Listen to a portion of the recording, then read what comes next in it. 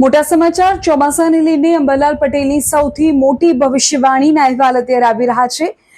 અમે આપને જણાવીએ કે અંબાલાલ પટેલની આગાહી શું છે, વાવણી લાયક વરસાદ ક્યારથી થશે અને કેમ અલ નીનોનો ખતરો ગુજરાતમાં વરસાદની પેટર્નને બદલાવી શકે છે।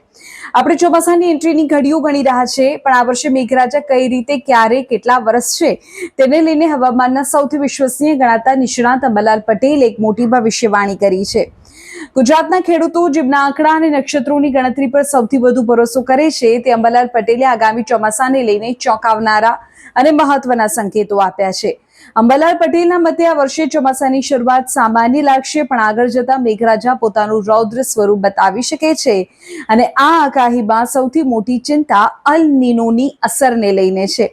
તેમણે સ્પષ્ટ એલર્ટ આપ્યું છે કે અલ નીનોની સક્રિયતાને કારણે આ વર્ષે વરસાદની પેટર્નમાં એક મોટો બદલાવ જોવા મળશે।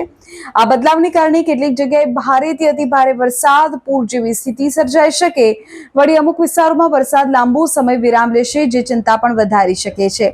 ખેડૂતો માટે સૌથી મહત્વના રાહતના સમાચાર એ છે કે આ તમામ પડકારો વચ્ચે પણ ગુજરાતમાં વાવણી લાયક અને સારો વરસાદ થશે।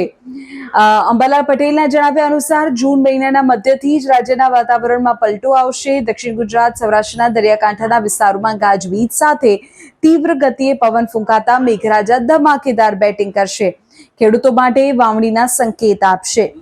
મધ્ય ગુજરાત અને ઉત્તર ગુજરાતમાં પ્રી મોન્સૂન એક્ટિવિટી જોર પકડશે અને વાદળછાયા વાતાવરણ વચ્ચે સાર્વત્રિક વરસાદી માહોલ જામશે।